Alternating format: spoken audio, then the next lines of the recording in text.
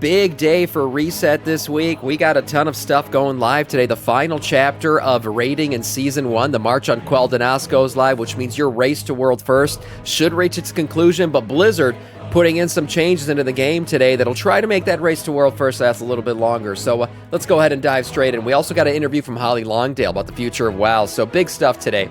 2-hour maintenance scheduled for the 31st ahead of the March on Quel'Danas raid opening up. So you got 2 hours of not being able to play WoW. I know that's tough for a lot of people to deal with, but that's happening today.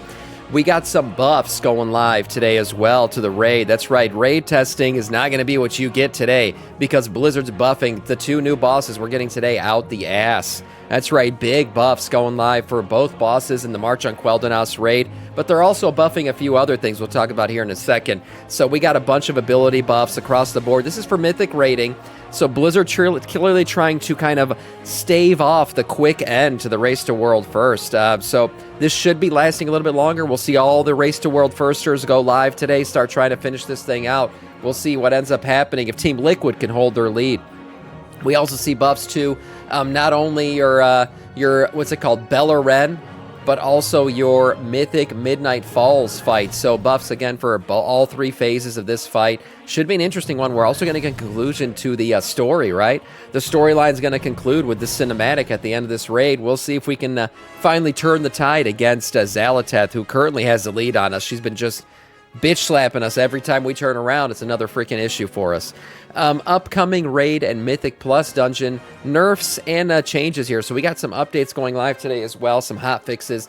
So we see a Voidspire raid getting a few nerfs here. So while the current Mythic version of March on Quel'Danas is getting buffed, we're seeing nerfs on the back end for the current raids. Also, Algathar Academy and Myasara Caverns getting some hot fixes and nerfs as well. Also seeing a few classes getting some fixes today. Devour, Demon Hunter, Survival Hunter, Monk, and Protection Paladin getting some hot fixes here. We also talked yesterday, if you didn't see that video, about different buffs that are going live and nerfs for different classes. So some class rebalancing also happening today. A few other dungeons getting some fixes today.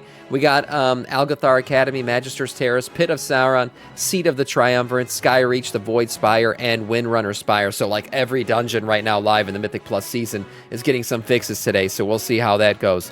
Sam, are you going to make Mythic raid for Chimeras next week? We'll probably just full clear Mythic. I'll see. Maybe we'll race to World First Pug it. I don't know. We'll see what we're going to do. But yeah, we should be continue to raid throughout this week. Upcoming trinket buffs are also happening with today's reset. So if you have any of these trinkets, they should be hitting a bit harder. I mean, 35, 50% on this one. So a bunch of different buffs here, a bunch of different trinket buffs happening. I think right now the trinkets are in a decent spot. I don't think any of my trinkets are not hitting hard, but I guess these ones weren't doing too good. So some buffs here, you can look at this, see if your current trinket's going to be hitting a little bit harder after reset.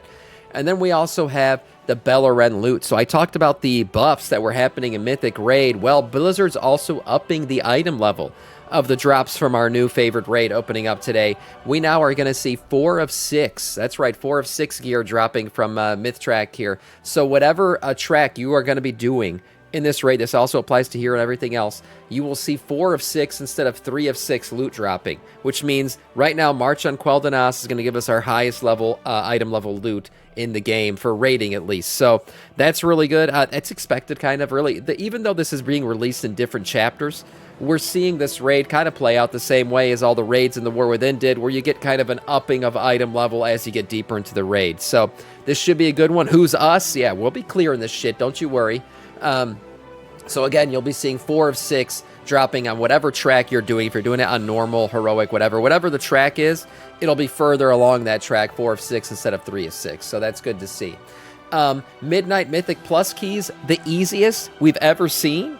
How you guys feeling about Mythic Plus so far this season? I've dabbled in it a little bit. I'm going to get deeper into Mythic Plus. I've just been raiding so much lately, haven't had time for it. But yeah, Mythic Plus I do feel like is pretty easy right now. But that's not a bad thing to me. I think it's been pretty fun. I've been enjoying the dungeons. I will give Blizzard a lot of credit for this one. If you haven't tried tanking ever in World of Warcraft, this is the best time ever to try it. If you're doing a key 4 or below, the highlighted mobs for you to pull is absolutely fantastic. I haven't done it on stream yet, but it is so good. It actually highlights the mobs that'll lead you to 100%. I thought it was just going to highlight every mob in the game for you to pull, but it doesn't. It literally takes you around corners, tells you which mobs to avoid. And if you've ever tanked in this game before, knowing the path, the correct tanking path, is one of the hardest things to figure out and learn early in a season. People get really pissed at you for pulling incorrect mobs.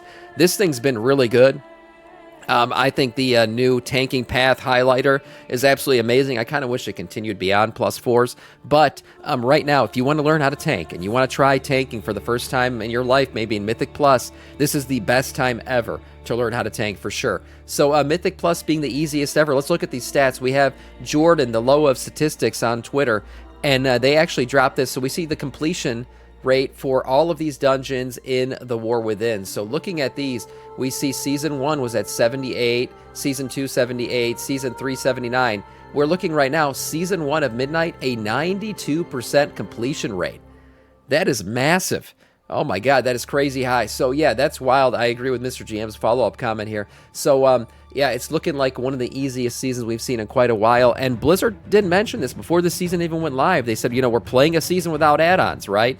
We're playing a season where this is no longer like an add-on creep arms race trying to defeat add-ons and make sure that the game's not too easy. Now they can actually make the game how they wanted to and intended to, and I think it's leading to an easier game overall, right? Without the requirement for add-ons, these mechanics can't be as complicated as they once were, which is leading to a higher completion rate. I think it's a good thing. Yeah, I think it's great. I think one of the easiest seasons we had in recent history was Dragonflight. I think it was Season 3. One of the funnest seasons I ever played through. So yeah, looking at these numbers overall, we also see the highest keys. She has some of this stuff in here statistic-wise that were completed. You got to remember the keys have been kind of flipped around. In the War Within, they dropped from what they previously were. 20 became a 10, all this other shit. So it's kind of hard to gauge where all this stands right now. But looking at what the first season of Midnight's looking like, I would say pretty fun, pretty easy so far. I've been enjoying the dungeons and the content overall. The Fell Cycle, Secret Finders Fell Cycle, that's right, has been completed, guys. All 12 orbs have been found. And what did people get out of it? We were wondering what that was going to be given. Well, turns out that if you complete this, you got to go to a little island off the coast of Suramar. If you have the final orb and actually complete this thing, you will get yourself a cool transmog to fit the Fell Cycle that people got back when they first started this thing, or about halfway through with 6 orbs. That's right, you get a cool looking Fell Cycle transmog here. It fits the Fell Cycle perfectly. It's like a leathered out look to it. Really cool stuff. You also get an achievement here. So yeah, the Secret Finders 12th orb has been found. The journey through the Fell Cycle 12 orbs has been completed. Pretty cool stuff. I think the Secret Finders community is one of the coolest communities in the game. The way they did this shit, it's absolutely crazy how many things they had to figure out to actually get this done. But eventually they did, and they got themselves a little bit of a reward here. So pretty cool stuff. We'll see what the next secret finding community thing is as we go forward.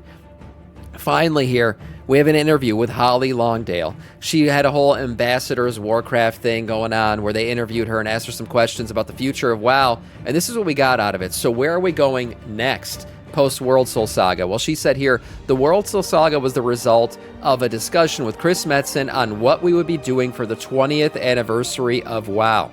The storyline he came back with couldn't just be done in 1 or even 2 expansions, so this arc was a culmination of 20 years. Honestly, I think Chris Metzen came back and was like, what the fuck happened post-Shadowlands? What's going on here? We're going to need a couple expansions to fix this shit. So, continuing forward, it looks like Chris Metzen and everybody got together and said, all right, 20th anniversary, we want to do something special. So I don't know if we're going to continue to get these trilogy sagas anymore, or if after the World Soul Saga is over, it sounds like maybe we'll go back to the single expansion storylines. We'll see.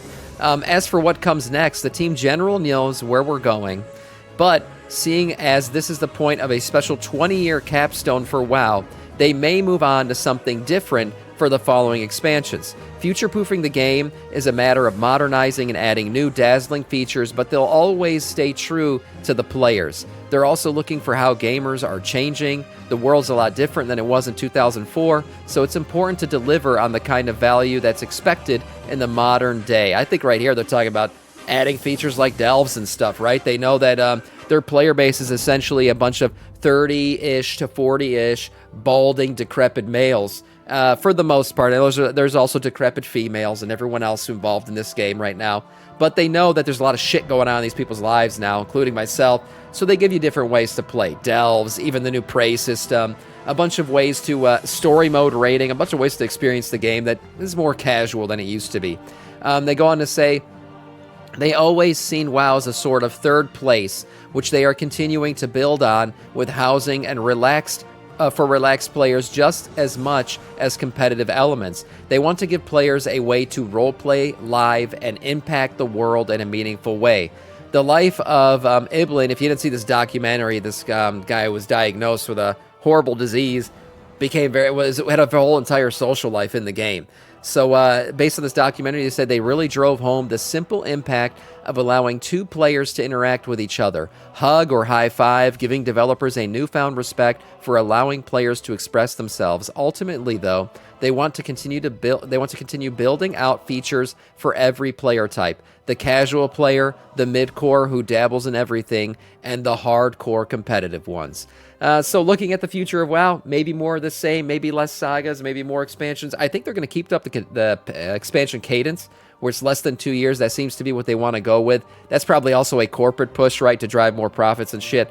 But overall, it seems like they know where they're going next, right? There's some more story happening here. Also, it looks like they're going to go away kind of from the World Soul shit and back into something else. So we'll see what it all means. But yeah, it looks like it's all planned out for us. And there's more WoW to come for sure. Pre-watched, yeah. We can all read. You don't have to... Oh, we got to get into this again. People don't like to read, okay? We're talking about WoW players here. So that's why I read. This is like a bedtime story for them when they watch these videos. Okay. Moving on to the final pieces here, we have our April trading post, and it's a very flowery theme here. I feel like flowers and fairies are 90% of trading posts these days, but this one makes sense, right? We're in the springtime, April, and all that, so we're getting a bunch of flowery shit. You can get some really cool-looking mounts and pets. So this is actually a pretty cool-looking snail variation here. We have a planty boy look. We also have the wormy boy plant. We have these cool, the grumpy mandrake pet.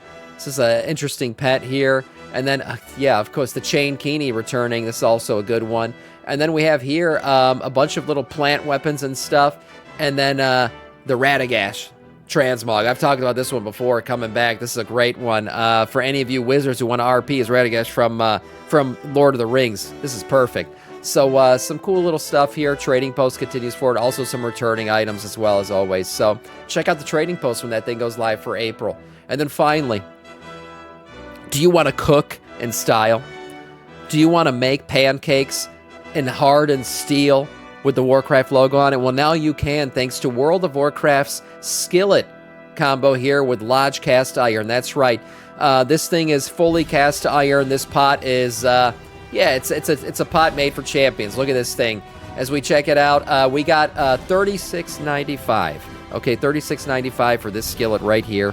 You can get yourself the most badass cast iron skillet you've ever seen for the low price of $39.95. This thing's being sold here. I'll link this in the chat and down below if you actually want to buy it. Yeah, also, another thing here, you get the Cinder Kitten pet if you do buy this thing. You get a little code for this in the game, so that's pretty cool.